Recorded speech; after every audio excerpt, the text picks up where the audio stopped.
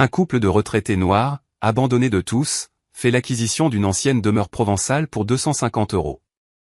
Ils avaient tout perdu, leur famille, leurs économies, jusqu'à leur propre dignité. Leurs enfants adoptifs, autrefois leur fierté, s'étaient évaporés en même temps que leur argent, les condamnant à recommencer leur vie dans une bâtisse que la rumeur locale disait maudite. Mais en démolissant ces murs décrépits, ils mirent au jour un secret enfoui depuis des décennies, un secret si puissant qu'il allait faire s'écrouler le passé sur le présent. Avant de poursuivre, nous vous serions reconnaissants de vous abonner.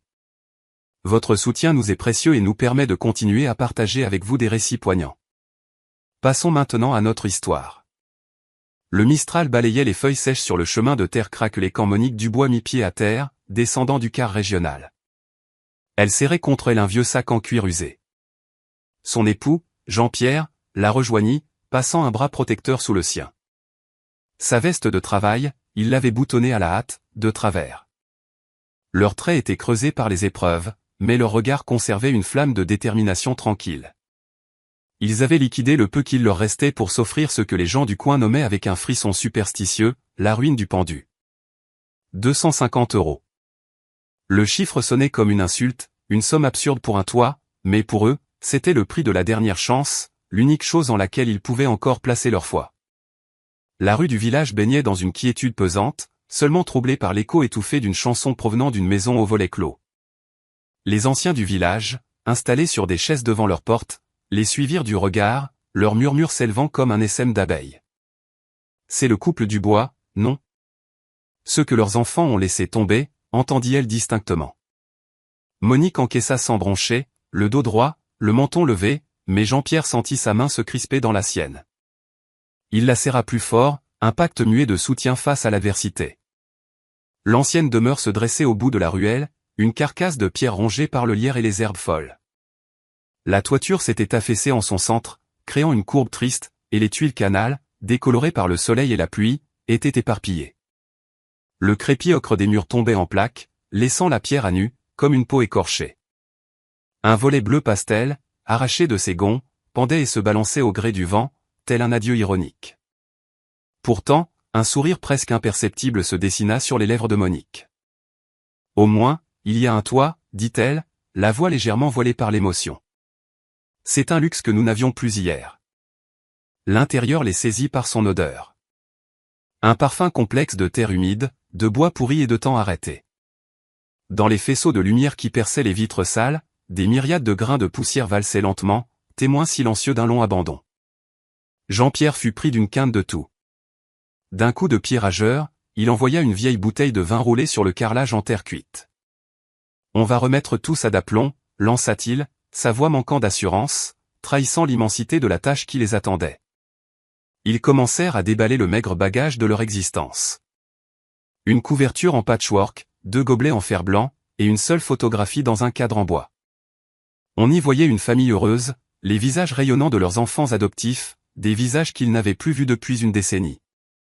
Ces enfants, qu'ils considéraient jadis comme des dons du ciel, n'étaient plus que des spectres dans leur mémoire, des silhouettes qui s'étaient effacées à mesure que leurs finances s'amenuisaient. Monique entreprit de laver une portion de mur, frottant avec l'énergie du désespoir jusqu'à ce que ses doigts s'engourdissent.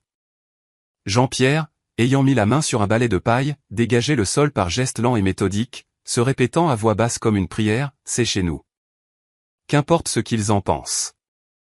À la tombée de la nuit, la pièce principale avait perdu un peu de son aspect sinistre pour prendre des allures de campement. Assis à même le sol, ils partagèrent une soupe de légumes chaude, leur silence partagé tissant un cocon de réconfort. Dehors, des éclats de rire juvéniles fusèrent, indifférents et cruels, se moquant des « vieux fous » qui avaient osé acheter la maison maudite. Monique appuya sa tête contre l'épaule de son mari. « Laisse-les rire », souffla-t-elle. « On est ensemble, c'est tout ce qui compte. » Il lui adressa un sourire fatigué. « Alors, tout va bien. » La lumière du couchant, rougeoyante, inonda la pièce à travers une fenêtre sans carreaux, transfigurant pour un instant les murs délabrés en un décor d'or et de pourpre. L'illusion fut brève, mais ils la savourèrent jusqu'à la dernière seconde. Le jour se leva sur des membres endoloris et l'omniprésence de la poussière. Jean-Pierre fit jaillir une flamme de son briquet après 2 tentatives infructueuses. Bientôt, la buée de leur thé matinal recouvrit les vitres. Ils décidèrent de s'attaquer au couloir. Avec la manche de son gilet, Monique se mit à frotter le grand miroir piqué. Sous la crasse, elle découvrit de fines gravures. En y regardant de plus près, elle distingua non pas des éraflures, mais des symboles, de petits triangles, des flèches, des lignes entrelacées, incisées à même le plâtre du mur derrière le miroir. « Jean-Pierre, viens voir. » Sa voix vibrait d'une curiosité soudaine. Il la rejoignit, son balai toujours à la main. Elle lui montra les gravures. Intrigué, il toqua le mur avec ses phalanges. Un son creux, anormal, lui répondit. Sans un mot, ils commencèrent à vider l'espace, repoussant une vieille commode et un rouleau de linoléum imprégné d'une odeur d'humidité. Avec le tournevis de ses années d'ouvrier, Jean-Pierre fit levier sur la plainte. Le bois protesta, les clous cédèrent, et un PAN de mur se détacha, dévoilant une paroi de briques anciennes. Les doigts de Monique explorèrent les joints. « Il y a quelque chose derrière », murmura-t-elle, son souffle court. Jean-Pierre engagea la pointe de son outil dans une fissure. L'une des briques pivota. Le contour d'un carré devint visible. Ils travaillèrent avec une précision synchronisée. Faire levier. Attendre. Souffler. Finalement, le bloc de maçonnerie céda. Dans la cavité ainsi révélée, un coffre en métal corrodé les attendait. Un authentique coffre-fort.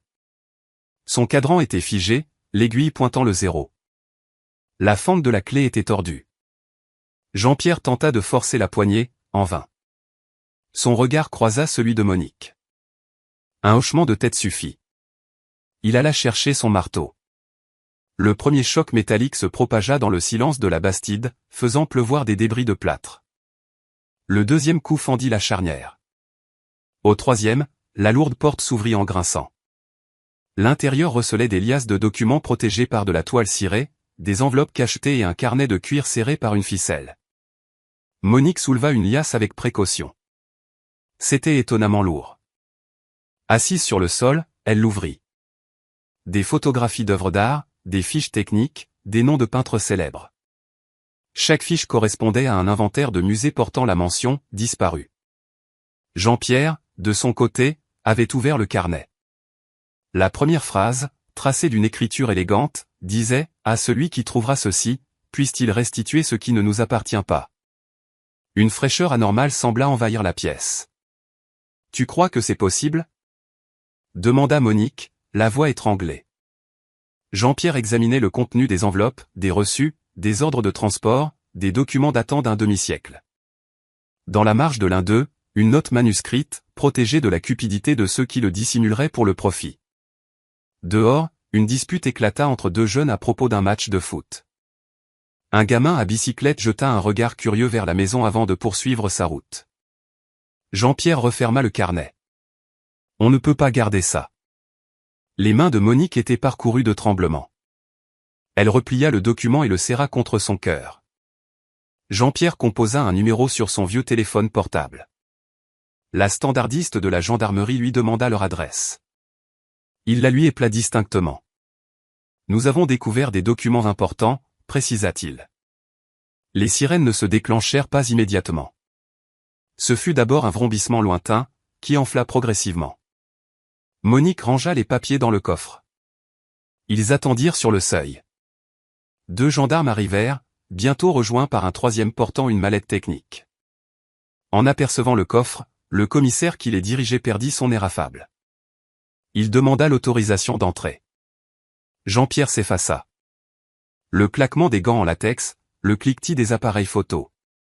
Le carnet passa de main en main. L'espace semblait s'être rétréci.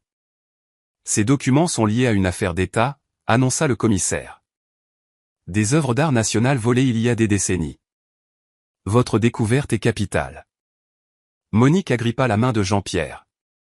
Par la fenêtre ouverte, une odeur d'ozone annonçait l'orage, bien que le ciel fût encore clair.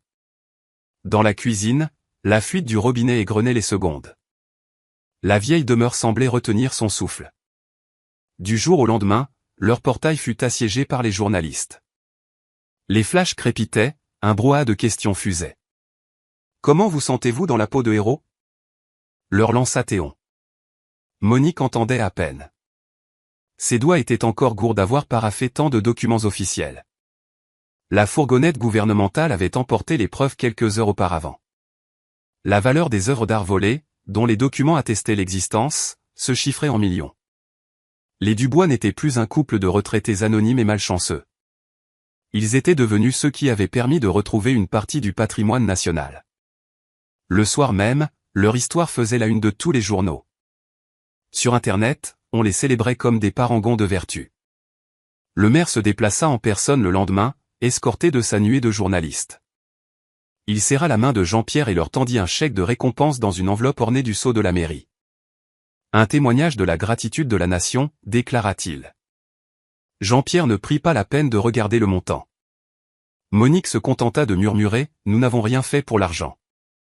Mais l'argent était là, une somme considérable, suffisante pour restaurer entièrement la Bastide, et bien plus encore.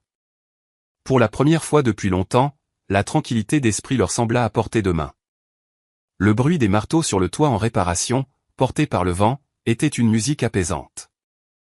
Monique faisait mijoter un bœuf bourguignon dans une cocotte en fonte toute neuve, fredonnant une chanson de son enfance. Jean-Pierre, assis sur le perron, sculptait un bout de bois, un passe-temps qu'il avait depuis toujours. Mais la quiétude est un bien éphémère. 3 jours plus tard, une berline allemande se gara devant chez eux. 3 personnes en descendirent. Des visages qu'ils ne connaissaient que trop bien. Leur fille aînée, Chloé. Et derrière elle, les jumeaux, Léo et Manon, autrefois si charmants, aujourd'hui marqués par la vie. Leurs vêtements de marque juraient avec la fatigue de leurs traits. Chloé prit la parole la première, sa voix mielleuse et bien trop assurée. « Maman, papa, on a appris la nouvelle. On est venu s'assurer que vous n'aviez besoin de rien. » Monique sentit le torchon qu'elle tenait se tordre dans ses mains. Jean-Pierre ne bougea pas.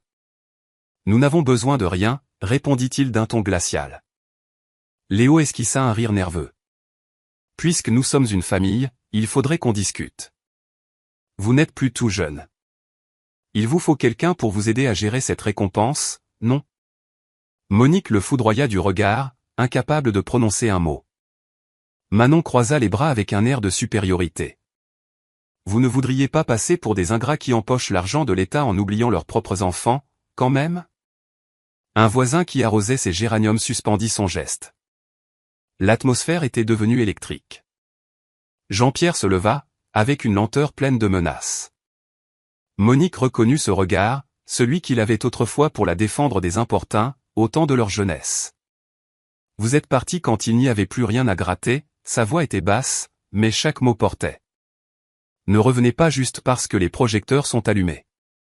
Chloé laissa tomber son masque. Nous sommes vos enfants. Non, chuchota Monique. Vous l'étiez. Jusqu'au jour où on a eu besoin de vous. Ces mots tombèrent dans un silence de mort. Chloé tenta une dernière approche. Vous ne pouvez pas nous effacer. Légalement, nous sommes vos héritiers. Jean-Pierre lui tourna le dos. Le légal, on s'en fiche depuis longtemps. Ce qui compte, c'est ce qui est juste. Le silence se prolongea. Les jumeaux échangèrent des regards furieux, laissèrent échapper quelques insultes à voix basse et regagnèrent leur voiture. Quand le véhicule démarra en trombe, les yeux de Monique s'embuèrent, mais aucune larme ne coula. Elle s'assit près de Jean-Pierre sur le perron. Ils contemplèrent le crépuscule qui embrasait le toit fraîchement réparé. Finalement, la malédiction, ce n'était pas la maison, dit-il. Monique approuva d'un signe de tête. Non, c'étaient ceux qui l'avaient abandonné. La charpente de la maison gémit doucement, comme en accord avec leurs paroles. À l'intérieur, le ronronnement du nouveau réfrigérateur se mêlait aux voix lointaines des journalistes qui continuaient de parler d'eux. Mais pour la première fois, les Dubois n'avaient que faire de l'attention du monde. Ils savaient déjà quel héritage ils allaient laisser. Le lendemain, le calme était revenu. Plus de journalistes, plus de téléphones qui sonnent. La rue avait retrouvé sa torpeur habituelle. Assise à la table de la cuisine, Monique faisait tourner l'enveloppe contenant le chèque entre ses mains. « C'est lourd, pour du simple papier », fit-elle remarquer. Jean-Pierre, près de la fenêtre, observait des gamins du village jouer au foot avec un ballon crevé. Leurs cris joyeux traversaient le portail. « C'est ça qu'on aurait dû avoir », dit-il avec une pointe de regret. Monique le regarda. Il n'est pas trop tard pour l'offrir. Dans l'après-midi, ils se rendirent à pied au foyer communautaire de la ville. Le bâtiment était aussi délabré que leur Bastide à leur arrivée. La responsable de l'accueil les reconnut. On n'a pas l'habitude de recevoir des gens comme vous, dit-elle, étonnée. Monique eut un sourire triste. Nous ne sommes pas des visiteurs. À l'intérieur, des enfants étaient assis sur des matelas posés à même le sol. Ils dessinaient sur des bouts de carton. Une odeur de pain sec flottait dans l'air. Jean-Pierre s'approcha d'un petit garçon qui tentait de réparer une voiture miniature avec des capsules de soda. « C'est toi qui as fait ça ?» Le garçonnet acquiesça timidement. « Elle roule presque. » Le visage de Jean-Pierre s'illumina. « Tu as de l'or dans les doigts. » En repartant, leur décision était prise. Le soir même, Monique rédigea une lettre au maire. Quelques lignes seulement, pour demander que l'intégralité de leur récompense, ainsi que la Bastide, soit consacrée à la création d'un foyer d'accueil permanent pour les enfants en difficulté. Donnez-leur une chance d'apprendre un métier, concluait-elle. Laissez-les bâtir l'avenir que nous n'avons pas eu. 2 semaines plus tard, le chantier commençait. Jour et nuit, artisans et bénévoles s'affairèrent. La vieille demeure se métamorphosa. Ses murs décrépits laissèrent place à des salles de classe ouvertes et lumineuses. L'ancienne salle de bal devint un atelier avec des machines à coudre et des établis. La terrasse envahie par les mauvaises herbes fut transformée en une aire de jeux colorée. Les Dubois baptisèrent le lieu « le refuge ». Les rumeurs reprirent, mais cette fois, elles étaient admiratives. La presse locale titra « La maison maudite est devenue une maison du bonheur ». Jean-Pierre, du haut de son perron, dirigeait les opérations. Monique assurait l'intendance, préparant des repas pour tous les jeunes qui venaient prêter main forte. La nouvelle fit le tour de la région. Des adolescents en rupture familiale, des orphelins, des jeunes sans-abri affluèrent. Certains s'installèrent durablement, d'autres restèrent le temps d'apprendre un savoir-faire avant de prendre leur envol. Le soir, Monique aimait s'asseoir près de l'entrée pour écouter les rires qui fusaient des couloirs autrefois silencieux. « Tu entends, Jean-Pierre » disait-elle. « C'est ça, le bruit de la sérénité. » Un ancien journaliste vint les intervieweurs. « Pourquoi avoir tout donné ? Vous auriez pu couler des jours heureux. » Monique ne quitta pas sa marmite des yeux. « On a déjà essayé, les jours heureux. Ça nous a coûté ce qu'on avait de plus cher. Maintenant, on vit des jours justes. » L'homme rangea son appareil photo. Cette phrase, je la mettrai en titre. L'inauguration du refuge se fit en présence du préfet de région. Il remit à Jean-Pierre une plaque commémorative. La foule applaudit, mais les Dubois ne regardaient pas les objectifs. Leurs yeux étaient tournés vers les enfants. Leur rire couvrait le bruit des applaudissements, et pour la première fois depuis une éternité, Monique se sentit entière. Ni riche, ni célèbre. Juste entière. Alors que le soleil déclinait, Jean-Pierre lui glissa à l'oreille « Je crois que cette maison a enfin trouvé sa vocation. » Monique acquiesça. Et nous aussi. La vieille bâtisse, autrefois objet de crainte, rayonnait d'une nouvelle vie. Ses fenêtres brillaient, ses murs semblaient respirer. La malédiction avait été vaincue, non par l'argent, mais par la générosité. Les années s'écoulèrent. La Bastide se dressait, fière, ses portes toujours ouvertes. Sur le fronton, on pouvait lire « Le refuge », une inscription peinte par un des premiers pensionnaires, un jeune qui avait longtemps dormi sous les ponts. L'animation ne cessa jamais entre ces murs. Les cheveux de Jean-Pierre blanchirent. Ses mains, qui tremblaient un peu, continuaient de guider celles des apprentis menuisiers. Monique, plus lente, gardait sa voix douce pour enseigner la couture aux plus jeunes. Les enfants les appelaient Papy Jean-Pierre et Mamie Monique. Tous les soirs, ils s'installaient sur le perron, côte à côte, à regarder la vie s'épanouir dans la cour. L'air embaumait la sciure de bois et la lavande. Les voisins, autrefois médisants, les saluaient désormais chaleureusement, déposant parfois des dons ou envoyant leurs propres enfants apprendre un métier auprès de ceux qu'on surnommait les sages du village. Un matin d'hiver, Monique ne s'éveilla pas. On la trouva dans son fauteuil, un léger sourire aux lèvres. Le journal posé sur ses genoux titrait « Un héritage de générosité qui continue de changer des vies ». Jean-Pierre resta des heures sans dire un mot, assis près d'elle, lui tenant la main comme au temps de leur dénuement. Il la rejoignit quelques semaines plus tard, dans son sommeil. Les enfants les inhumèrent au fond du jardin, sous un olivier qu'ils avaient planté ensemble. Sur leur pierre tombale, une simple épitaphe, de leur douleur, ils ont fait une vocation, et bâti une maison pour l'espérance. Le lendemain de l'enterrement, Lucas, l'un des plus anciens, devenu instituteur au refuge, réunit tout le monde dans la cour. Il décrocha la plaque commémorative et la fixa au-dessus de la porte d'entrée. Ils n'ont pas seulement trouvé un trésor, dit-il d'une voix forte. Ils sont devenus ce trésor. Un rayon de soleil perça les nuages, faisant scintiller le toit rénové et inondant les champs d'une lumière dorée. La maison se tenait là, silencieuse et vivante. Les Dubois n'étaient plus, mais le monde qu'ils avaient créé continuait de respirer. Leur histoire dépassa les frontières du village, racontée dans les livres d'école, citée en exemple dans les centres d'accueil où d'autres, comme eux, rêvaient d'un monde meilleur. La malédiction que tous avaient redoutée s'était muée en un héritage inoubliable. Si ce récit vous a touché, souvenez-vous que la bonté n'est pas une faiblesse, mais une force qui se transmet. Les Dubois ont prouvé que même face à la trahison, la compassion est plus puissante que la rancune. Partagez cette histoire, pour que le plus grand nombre puisse voir ce qu'est la véritable force, bien après que les applaudissements se sont tus.